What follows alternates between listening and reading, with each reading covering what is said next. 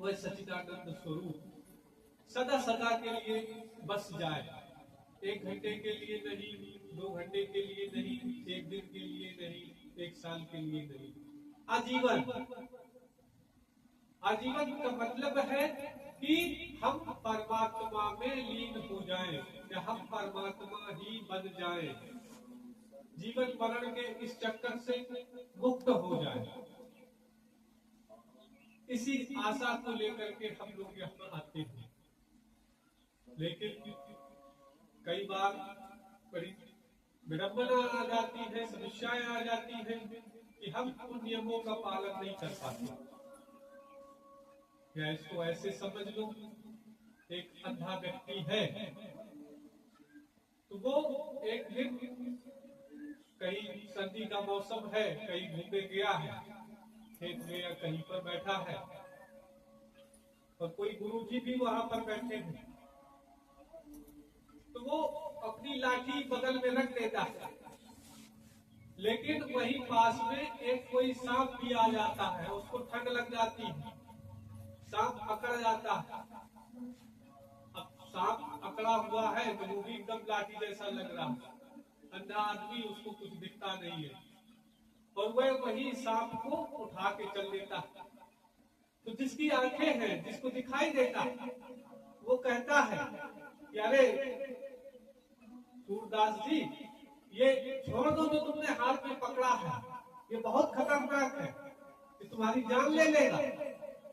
अब अंधे को लगता है ये अच्छे आदमी हमें सिखा रहे, अंधे के लिए तो डंडा एक सहारा है। वो कहता है नहीं, इसको तो मैं नहीं छोड़ सकता।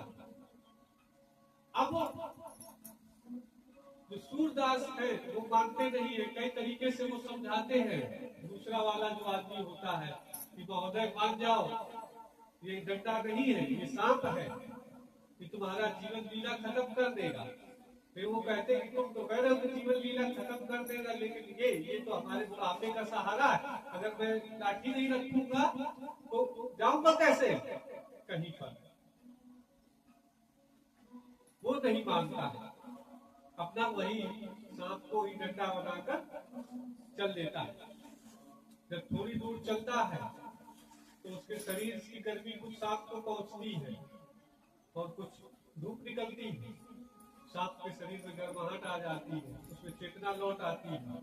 जैसे चेतना लौट आती है तो सबसे पहले सांप उसी को डस लेता है। अब वो सूरदास खत्म हो गए, तो जो दूसरा आदमी है उसको दुख होता है। कैसा दुख होगा, कितना दुख होगा। तो वैसे ही जब हम देखते हैं इस समाज में हमारे आसपास जो लोग हैं, हम चाहते हैं कि उनके जीवन में सुख आनंद समृद्धि हो, लेकिन वो सांप का डंडा हाथ में पकड़े हुए हैं, और अगर हम मना करते हैं ये तुम्हारा जीवन खत्म कर देगा, ये तुम्हारे लिए हानिकारक है, वो नहीं सुनते। तो दुख उतना ही होता है जितना उस व्यक्ति को उस समय हुआ था कि जब अंधे को मना किया, नहीं माना, सांप काट लिया, मर। आज समाज में भी वही है। हमारा बेटा है, हम उसको लाख समझा रहे हैं, बेटा गुटखा न खाओ। हमें दिखाई दे रहा है कि ये गुटखा सांप की तरह उसके चिपका हुआ है, लेकिन उसको लगता है कि गुटखा अमृत है, अगर नहीं खाएगा तो मर जाएगा। माँ बाप बच्चों को समझाते हैं कि बेटा इसकी संगत न रहो, ये सांप है, डस जाएगा। बच्चे को नहीं समझ में आता है, उस सूरदास की तरह, और वो एक दिन उसको डसेगा ही। तो अब दुखी होने वाला कौन है? अब तुम रास्ते में न बैठो, आगे आ जाओ।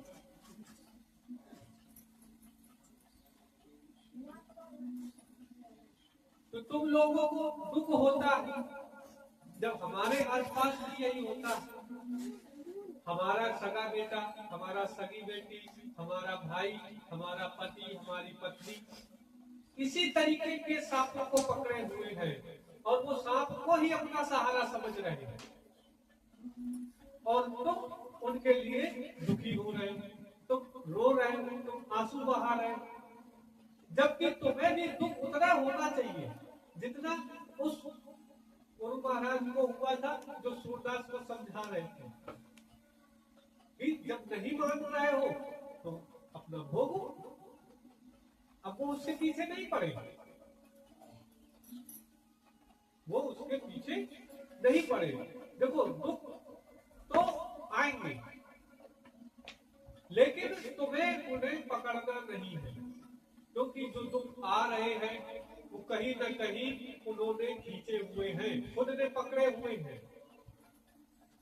कभी किसी के साथ कुछ हो जाता है, दुर्घटना हो जाती है, एक्सीडेंट हो जाता है, तो हम कहते हैं फलाने आदमी तो बहुत अच्छे थे, भले थे, लेकिन वो कितने भले थे ये परमात्मा अच्छी तरीके से जानता है, और वो उन्हीं के हिसाब से सिस्टम देता है। तो हमें किसी के अच्छे बुरे में ज्यादा नहीं चक्कर में पड़ना। हमारा काम है, हम समाज में रह रहे, सामाजिक प्राणी है, तो हम जैसे आपको समझाते हैं, बताते हैं, ये करो, ये करोगे तो तुम्हारा जीवन आनंद से भर जाएगा, अगर नहीं करोगे तो तुम्हारी मर्जी, जैसे तुम जी रहे हो वैसे जीते रहोगे, कोई उसमें फर्क नहीं पड़ेगा। ये सच है, सच है कि नहीं है? जैसे तुम खाना बनाते हो, अब दाल में नमक डाल रहे हो तो दाल नमकीन तो होगी, अगर उसमें गुड़ डालोगे तो मीठी हो जाएगी। अब अगर तुम सोचो कि हम गुड़ डालें वो नमकीन होती रहे या नमक डालें वो मीठी होती रहे, तो ऐसे संभव नहीं होगा। हमें बदलना पड़ेगा। अब तक जो हम डाल रहे थे वो चीज बदलनी पड़ेगी, क्योंकि अभी तक हमने जो किया, अगर हम उस आनंद तक नहीं पहुंचे तो इसका मतलब है कि अभी तक हम गलत चीज डाल रहे हैं, या हमारी विधि गलत थी। दो ही चीजें तो गलत हो सकती है। तुम रोटी बनाते हो तो उसका एक सिस्टम है, आटा लिया, उसको चालते हो, छानते हो, फिर पानी डालते हो, गूंथते हो, फिर देखते हो कि उसमें और पानी चाहिए या पानी नहीं चाहिए, उसको एक जैसा होना चाहिए उस स्थिति तक लाकर आप गूंथते हो आटे को। जब आटा गूंथ लेते हो तब उसकी छोटी छोटी लोई काटते हो, फिर उसको बेलते हो, फिर तवे पे डालते हो, फिर सेकते हो आग में। अगर हम इस प्रक्रिया को उल्टा दें या कोई एक चीज अलग कर दें, बात समझ रहे? हम सोचे कि हम सब कुछ तो सही कर रहे, बीच में हम आटा में पानी बाद में डाल देंगे, पहले लाओ सेक लेते हैं, तो हो पाएगा? आटा की तुम लोई बना पाओगे? आटे को बेल पाओगे? आटे को तवे में सेक पाओगे? उसको आंच दिखा पाओगे? नहीं दिखा पाओगे। एक भी चीज इस क्रिया में उल्टी सीधी हुई तो तुम्हारी रोटी नहीं बनती है। उसका जो नियम है एकदम स्पष्ट है, इसमें कोई छुपाव या लुकाव नहीं है कि नहीं? और अगर तुम्हारे पास पूरा सामान है और फिर भी रोटी नहीं बन रही है तो क्या कहोगे? आटे में कोई दिक्कत होगी, तब बात आती है। पहले विधि सही होनी चाहिए, फिर सामान की बात आती है। अब तुम देखोगे कि गेहूं का आटा है तो उसमें अलग तरीके का पानी चाहिए, चने का आटा है अलग तरीके का पानी चाहिए, ज्वार का आटा है तो अलग पानी लगे, बात तब आती है।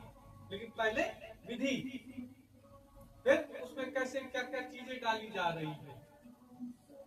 तो हमें यहाँ पर ध्यान देना है कि हम अपनी विधियों को नहीं छोड़ना चाहते, नहीं छोड़ रहे। हम बार बार रोज खीर बनाते हैं और चाहते खीर मीठी हो, लेकिन दाल उसमें नमक देते हैं।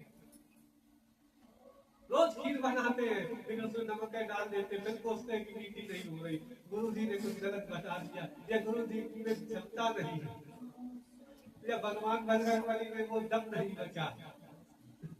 काम नहीं कर रहे, हमारा भाग्य खराब है, यही तो कहते हो, भाग्य खराब है, किस्मत नहीं काम कर रही है, समय खराब है।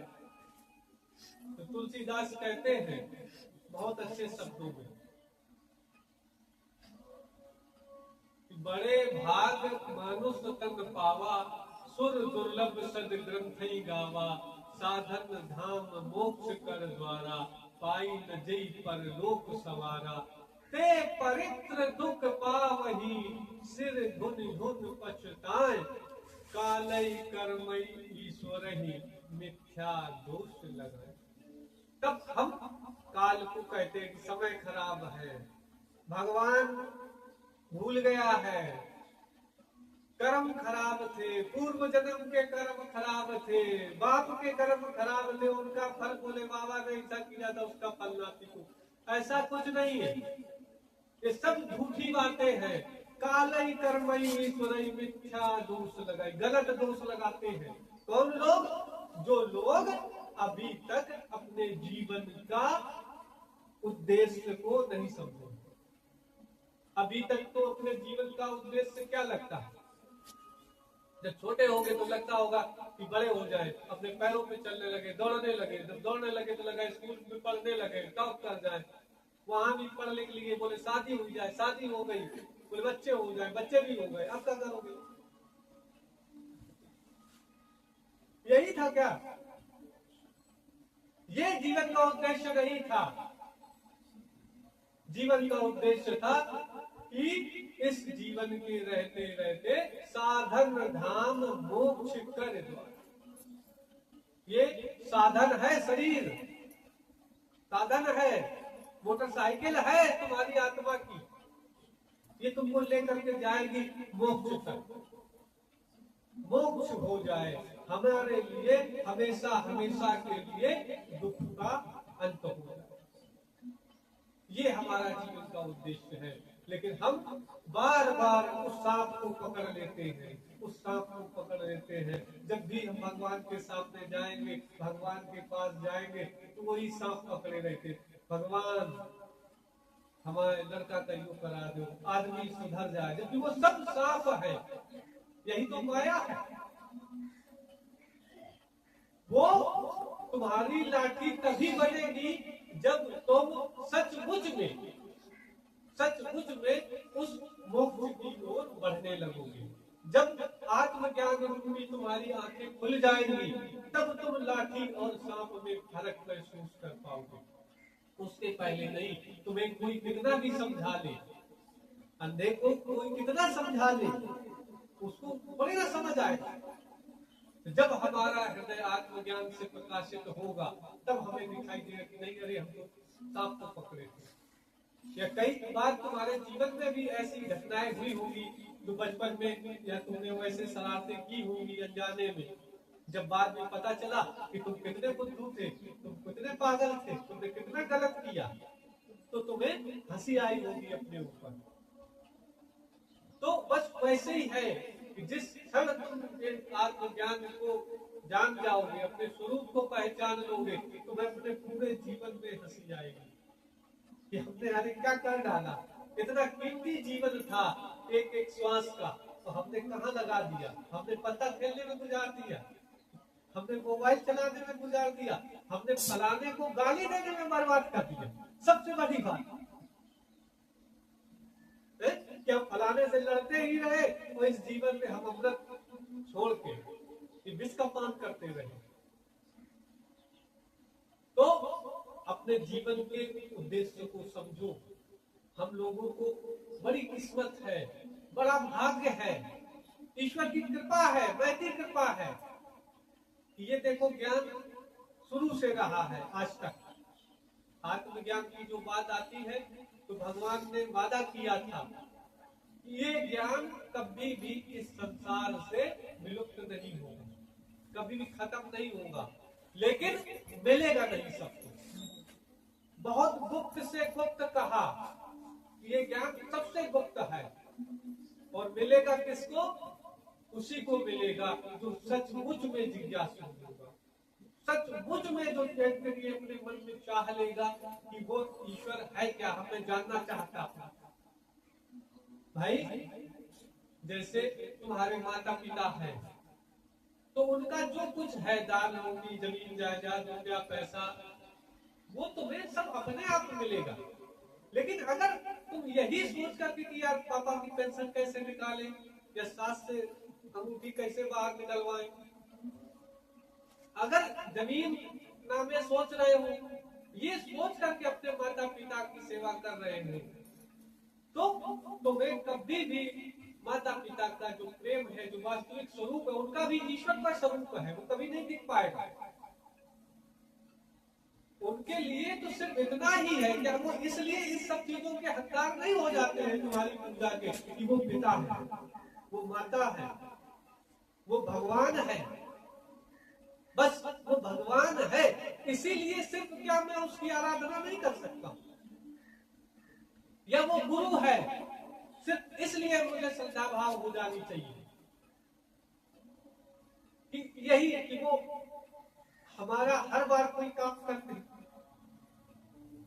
जब मन में ये भाव आ जाएगा कि हमारा ये काम सिद्ध हो जाए, हमारा ये काम सिद्ध, फिर तो ये सौदेबाजी हो गई। और ये सौदेबाजी एक दो बार तो हो सकती, सनातन नहीं हो सकती, नित्य नहीं हो सकती, और ये नष्ट होने वाली चीज है। लोग समझ नहीं पाते हैं। गीता में भगवान ने कहा अर्जुन से, जब यही बात आई कि हम लोग, ऐसे ही अर्जुन भी था, जैसा हम लोग सोचते कि कर कर में भगवान है। अरे भाई, जब कर कर में भगवान है तो हम किसी भी देवी देवता को पूजें। अर्जुन ने कहा तो दिक्कत क्या है? तो भगवान ने कहा कि कर कर में भगवान है, ये निश्चित है।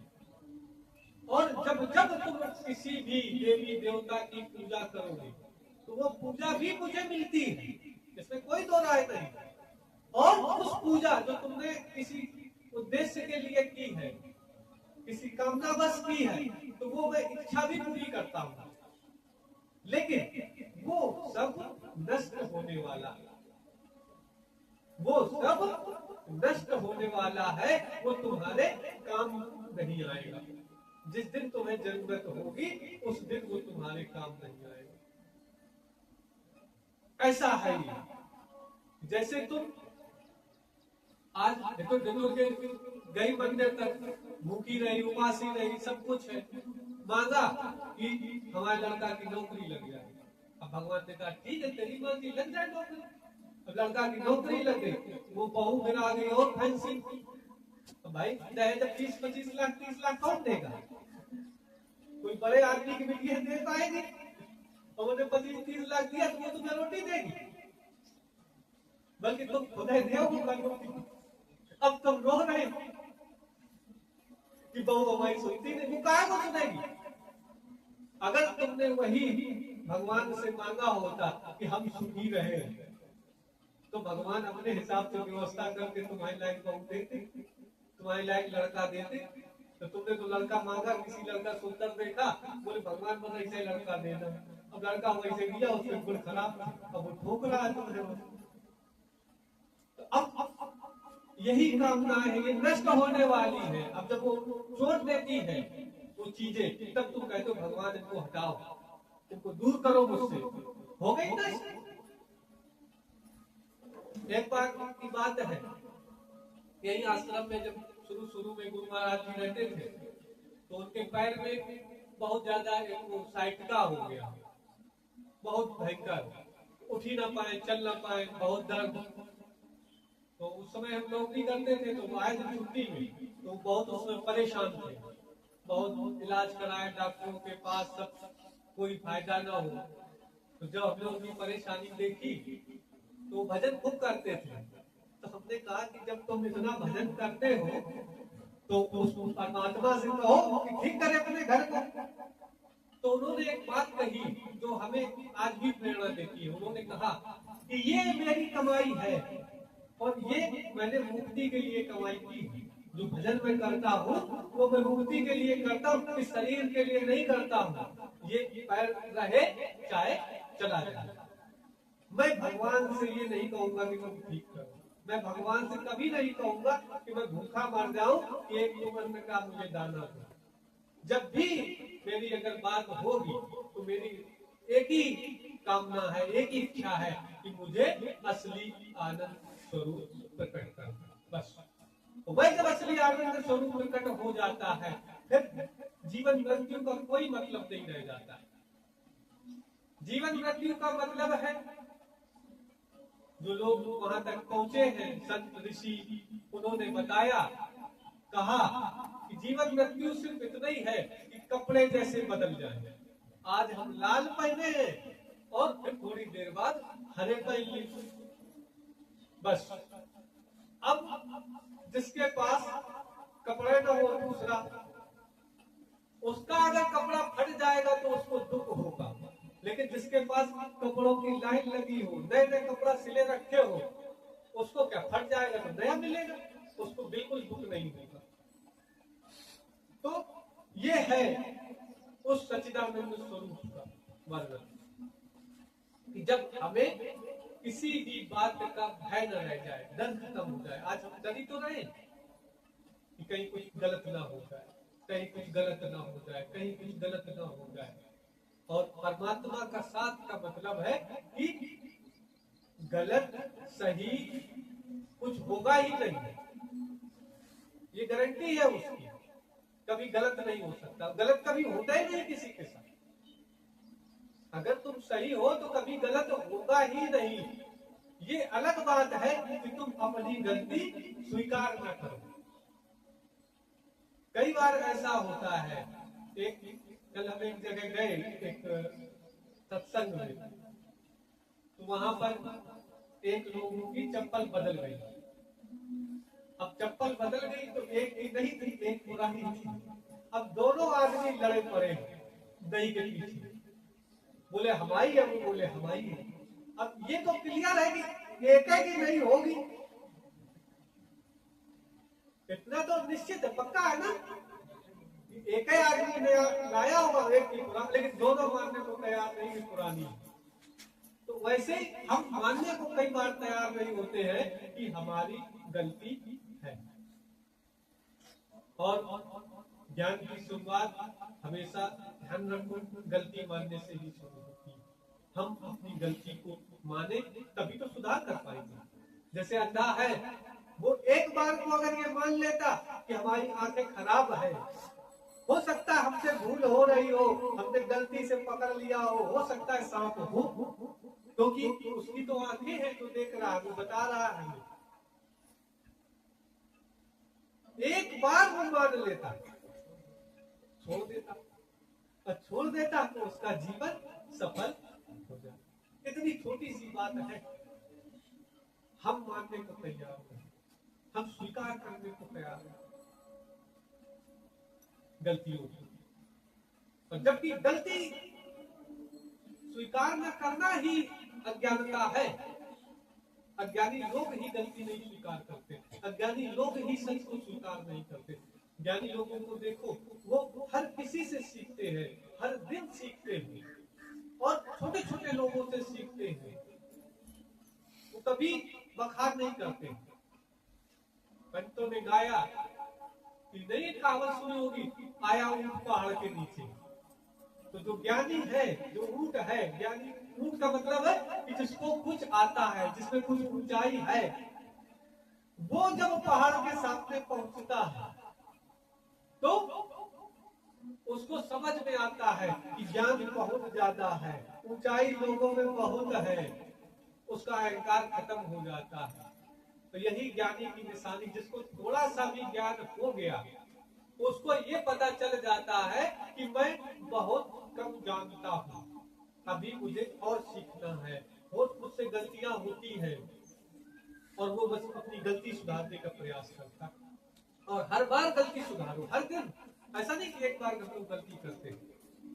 कहा गया है कि to error is the human, कि जो गलती करना ही मानवता है, जो मनुष्यत्व है, हम लोग सब मनुष्य है, तो मतलब है कि हम गलती करेंगे ही।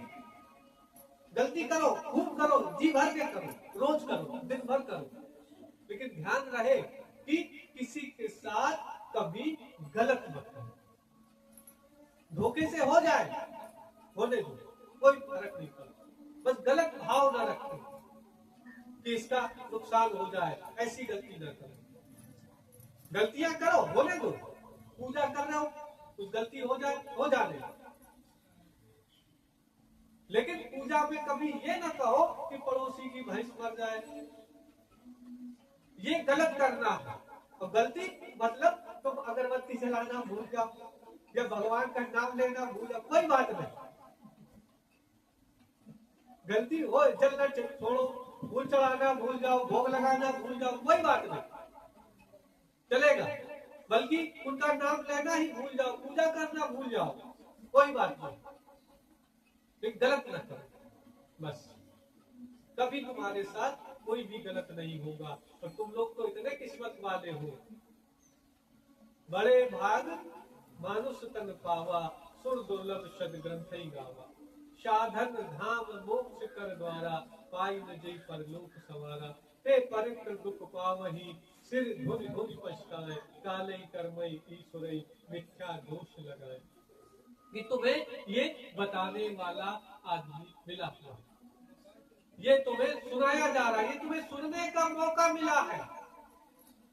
नहीं, लोग तो दुनिया में बहुत है, क्या सबको ये सुनने का मौका मिल रहा? लोग गालियां सुन रहे होंगे, कहीं लोग गालियां दे रहे होंगे, लोग खुराफात में लगे होंगे, लोग चुगली चपाटी में लगे होंगे, सांप को पकड़े हैं। कम से कम तुम 1 घंटा यहाँ बैठे हो, तो इतनी देर तो सांप तुमसे दूरी है। 1 घंटे के लिए तो तुम बचे हो उस सांप से, ये तो निश्चित है 1 घंटा काल तुम्हारे से दूर है। बिनु सत्संग विवेक न होई, राम कृपा बिनु सुलभ न सोई। तो जब जब तुम्हें सत्संग की कृपा मिल रही है, अपने आप को धन्य मानो, भाग्यशाली मानो, क्योंकि ये राम की कृपा, ये तुम्हारे पता नहीं कौन से अच्छे कर्मों की वजह से तुम्हें ये दिमाग में कीड़ा बैठ गया कि सत्संग में चलो। नहीं, तुम्हारा भी मन थोड़ी ना होता है कि हम यहाँ आके बैठे, क्योंकि जब भी हम आने का मन करेगा, बैठने का मन करेगा, वो माया अपनी ओर खींचेगी। तुम्हें लगेगा कि तुम 1 घंटा समय बर्बाद करने जा रहे हो। वो बार बार कहेगा 1 घंटा यहाँ बैठ लेते, 1 घंटा ये कर लेते, 1 घंटा में शादी हो जाती है, 1 घंटा में ये कर लेते, 1 घंटा में 4 चैप्टर पढ़ लेते, ये दिमाग में आएगा। लेकिन तुम इन बाधाओं को पार कर आए, तो ये राम की कृपा है, महती कृपा है। इस कृपा को स्वीकार करो और अपने जीवन को आनंद से भरो। ये मिला है समय, इस सीख को धीरे धीरे अपनाते रहो, जितना अपना सको उतना अपनाओ। चलो, एक एक कदम चलोगे, कहीं ना कहीं पहुंच जाओगे। इस बीच का कभी अंत नहीं है। जो तुमने आज सुना, सीखा, जो कृपा आई, ये कभी नष्ट नहीं होगी। दुनिया की हर चीज नष्ट हो जाएगी। इस जन्म में अगर तुम यहाँ से भटक भी गए, भूल भी गए, कोई बात नहीं, तुम मर भी गए, चले गए, कोई दिक्कत नहीं। अगला जन्म जब भी होगा, तुम्हें यहीं से सत्संग मिलना फिर से शुरू हो जाएगा। इसका कभी अंत नहीं होगा। ये पता नहीं कितने जन्मों की साधना है कि तुम्हें इस गांव में, बहुत छोटा गांव है, और सुनने को मिल रहा है, वेदों की वाणी सुनने को मिल रही है। नहीं, दुनिया में जहां भी जाओगे तुम्हें पाखंड नहीं मिलेगा, सच्चाई कहीं नहीं मिलेगी, तुम्हें सब जानने का मौका मिल रहा है। एक दिन एक पंडित जी आए, तो उनसे ऐसी चर्चा होने लगी। उन्होंने सब आश्रम में घूमे, बोले बहुत बढ़िया, ये है वो है, सब अच्छा है। हमसे फिर बोलते हैं बहुत बढ़िया बेटा। तो हमने हाँ ठीक है। बोले आप पाखंड ना करना, दाढ़ी वाड़ी रखा के। तो हमने कहा महाराज जी को परेशान ना हो, हम तो टीका और चोटी भी नहीं रखाते, और तुम हमें सिखा रहे हो कि पाखंड न करना। जो पत्थर में प्राण डाल रहे हो, तो खुद पाखंड का जब ठेका लिए हो, तो हमें तुम कैसे कह सकते हो कि हम पाखंड कर रहे? हमने तो कभी नहीं कहा कि हम पत्थर में प्राण डाल देंगे। हम तो वही प्राण डालने की बात करते हैं जहाँ तुम प्राण डाल सकते हो, जहाँ हर व्यक्ति प्राण डाल सकता है। मैंने बताया, मैंने शिक्षा दी, मैंने नहीं दी, ये सनातन है, सत्य है, नियम है, सबको पता है। एक बीज निर्जीव होता है, उसमें कोई जीवन नहीं होता, और जब उसको तुम भूमि में प्रतिष्ठित करते हो, उसका जलाभिषेक करते हो, उसमें उर्वरक देते हो, उसको पोषण देते हो, तब उस निर्जीव बीज में प्राण स्थापित होता है, वो जिंदा हो जाता है, वो पौधा बन जाता है, वो फूल बन के मुस्कुराने लगता है, फल बन के खिल जाता है। ये है प्राण प्रतिष्ठा। और ये हम बता रहे हैं क्या? पहली बार तुमने सुना है क्या? ये सनातन है, ये नित्य है, ये वेद की वाणी है, ये वेद है, असली ज्ञान है, और ये तुम्हें सबको पता है। तो गुरु कुछ नया नहीं बताते हैं, गुरु कुछ नया नहीं सिखाते हैं, गुरु बस तुम्हें ध्यान दिलाते हैं, याद दिलाते हैं कि तुम भटके हुए पथिक हो, भटके हुए राही हो, अगले जन्म में कभी भटक गए होंगे, किसी के चक्कर में फंस गए होंगे, अपने मार्ग से अच्युत हो गए, गिर गए, तो आज तुम्हें ये सत्संग मिल रहा है उस कृपा का। अब मौका, अब सुधारो, चलो। तो इस पाखंडों से हमें दूर रहना, ये सब सांप है। ईश्वर है, वह ईश्वर तुम्हारे अंदर बैठा है। सबसे पहले ध्यान दो, किसी की भी पूजा करो, हमें कोई आपत्ति नहीं है, कहीं भी जल चढ़ाओ, हमें कोई आपत्ति नहीं है, लेकिन अगर तुमने इस शरीर के अंदर रहने वाले ईश्वर की पूजा नहीं की, इस शरीर के अंदर रहने वाले ईश्वर को जल नहीं चढ़ाया, इसको अपना आभार नहीं प्रकट किया, तो फिर तुम चाहे जहां चले जाना, कहीं कुछ नहीं है। या ये मान लो कि अगर तुम्हारा माता पिता भूखा बैठे हो, फिर तुम दुनिया भर को भंडारा कराया, क्या तुम मुक्त हो जाओगे? नहीं हो पाओगे, कभी मुक्त नहीं हो पाओगे। फिर चाहे उसके बाद तुम लाखों भंडारा कराओ, उनकी याद में कराओ, उनकी रात कराओ, कभी मुक्त नहीं होगी। वैसे ही जो तुम्हारा ईश्वर है, जो तुम्हारा भगवान है, सबसे पहले उस भगवान की पूजा करो, और उसके बाद फिर तुम चाहे तो कुछ करो, कोई फर्क नहीं पड़ता। अपने माता पिता की कितनी सरल सी बात हम सिखाते हैं, और कोई नई बात नहीं सिखाते हैं। भगवान राम भी यही सिखाते थे, रात काल उठकर रघुनाथा मात पिता गुरु नामई माथा। सुबह उठो, अपने माता पिता, अपने गुरु को प्रणाम करो, अपने अंदर रहने वाले ईश्वर को प्रणाम करो कि बस आज का दिन तुमने दिया, दिन रात में सोते में अगर कुछ हो जाता तो क्या करते? बताओ, अगर बचे रहे तो वही तो बचा के रखे था। या कल का भी दिन देखना, आज सुबह अगर पैसा है बैंक में जमा, पेंशन उठानी है, तो इसी वजह से तो है कि उसने तुम्हें आज का दिन ये दिया है, उसको धन्यवाद दो, फिर जाओ जहां मर्जी हो वो करो। ये पकड़ के रखो, ये लाठी है, ये सचमुच की लाठी है, और ये लाठी जब तक तुम पकड़े रहोगे, सांप तुमसे दूर रहेगा। लेकिन हम क्या करते हैं, अपनी लाठी को फेंक देते, सांप को पकड़ लेते हैं। लाठी को पकड़ो, सांप अपने आप दूर हो जाएगा। आइए चलते हैं 5 मिनट के लिए, अपने आप से, स्वयं से मिलते हैं। न कोई काम, न कोई चिंता, न कोई तनाव, बस स्वयं का अनुभव, साक्षात्कार। आराम से बैठ जाए, और जब भी इसमें बैठे, देखो तुम्हें किसी भी तरह का डर नहीं होना चाहिए, ठीक? किसी भी तरह का डर नहीं होना चाहिए।